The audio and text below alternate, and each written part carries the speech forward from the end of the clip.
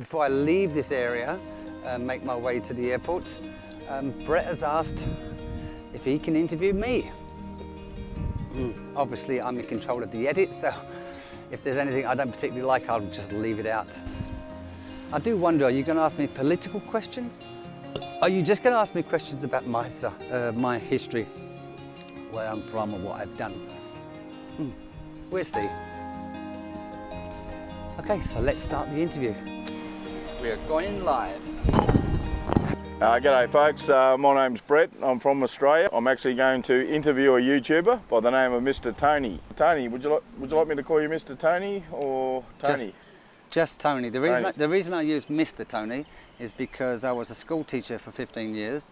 My students called me Mr. Tony, and by doing it that way, then they could sign into my site and it didn't affect anything at school or at the university. So that's why, and it's easier to track. It's all about respecting it, but I'll just call you Tony. Absolutely, yeah, absolutely. Call me Tony. And you're a school teacher in China, you were saying. So for how long were you in China for? I was in China for 15 and a half years, and I was a teacher for almost all of that period of time. Yeah. That's amazing. Yeah. So you like China? Love it. Love China. Wow. Yeah, really like it. Yeah. What's the best things about China? It's completely different to the Western world, really. What I mean by that is you can get on with your life, you can do your job.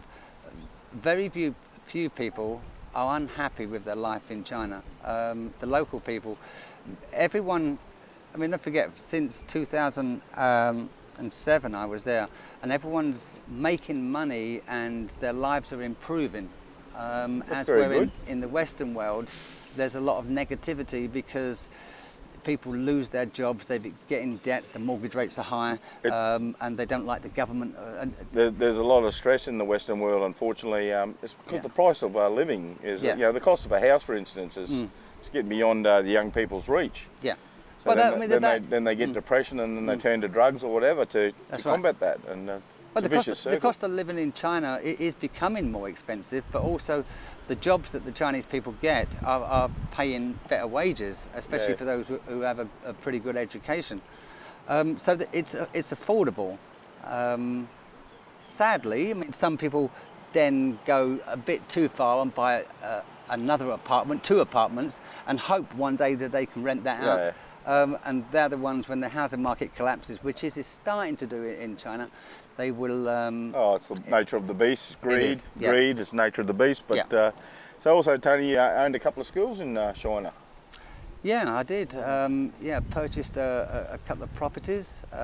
It's not the same as literally buying the land, like in America or in the UK. You don't own the land. You don't own the land, So you rent it, or you buy it. You lease it, but so even though I owned a couple of schools, I was still paying rent on that particular property. Yes. But the schools themselves were mine and my partners at the time. We employed 6 foreign teachers over a period of several years. Very good. And about 5 or 6 Chinese staff. That's very good. Yeah. And I think, Tony, you mentioned to me that you're in the army. It's surprising for a school teacher to be in the army. Yeah, I think one of the benefits of teaching is most servicemen have taught at some. I mean, I was an instructor in the army, not just a soldier. So once you start becoming an instructor, you're actually pretty good at communicating. The difference is in the army, when you're instructing, if the student doesn't do what you're asked, you might give him a clip around the ear or smack his knuckles. Which you can't do in Civvy Street.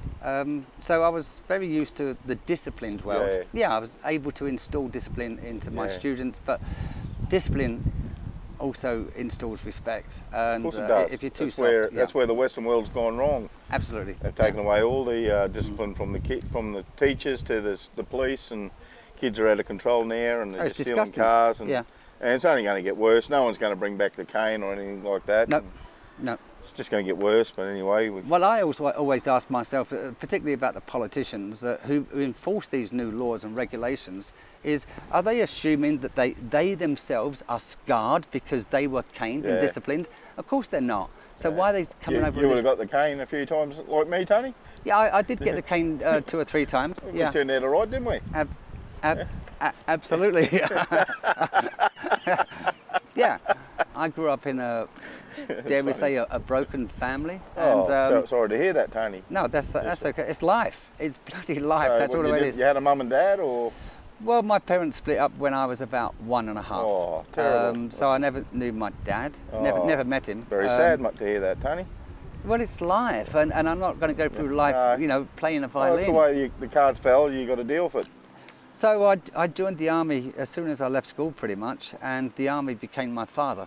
Ah, like a family type thing. The army is the military is a family. Yeah. It is your family. Yeah. Oh man, you're a very exciting person, Tony. And I left out one question from the start. I should ask you where you're from. Do I say where you're from? We can put that in later. Well, you can put it in now. Okay. Yeah. I'll put this at the end. Yeah. G'day, Tony. So whereabouts are you originally from? Okay, I'm from the UK, but I was born in Liverpool, but grew up in Essex, east side of London. Okay. England's a nice place. It was a pretty rough area where I grew up. Yeah. And you had to learn to stand on your own 2 feet. They had those 4 fellas running around Liverpool. I think they called them the Beatles. Yeah, they were. Yeah. They did all right, didn't they? Well, they did. I think the only thing that the Beatles regret in life is they never met me. Yeah. But then again, they don't know me. Yeah.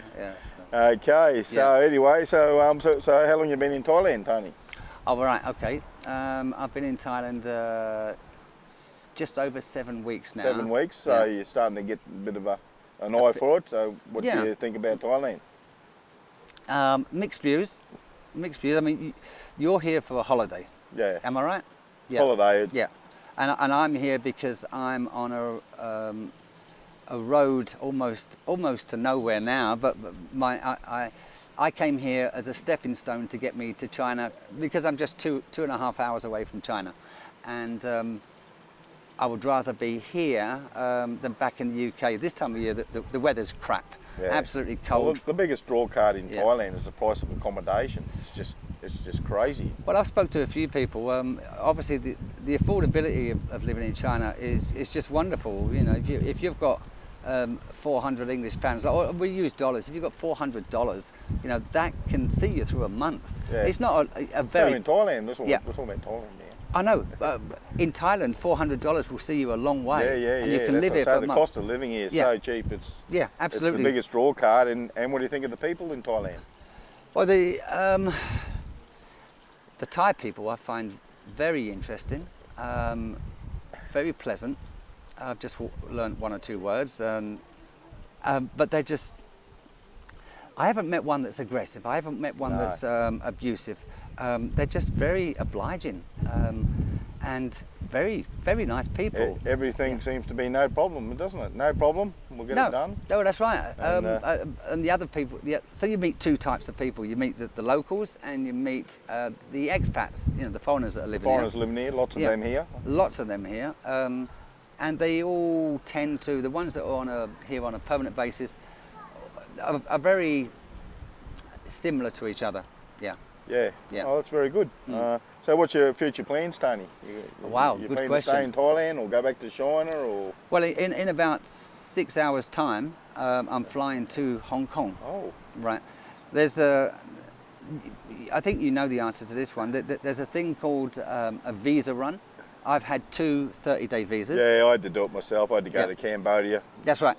And the Cambodia one, it lasts a good day. Am I right? It's probably the only thing I don't like about Thailand is this visa runs you've got to do. It's the only thing. Everything else is just fantastic. Yeah. So anyway, so I'm due to do my visa run, and I've got 2 choices. One, to jump in the back of a truck. Like I did. Like exactly what you did. Good experience.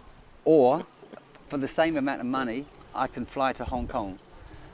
So that's what I've decided to do. Wow, that's amazing. And I'm going to have wish I thought about that. A 2-week holiday in Hong Kong, and then come back here. Yeah. And then when I get back, I'll have my 45-day visa.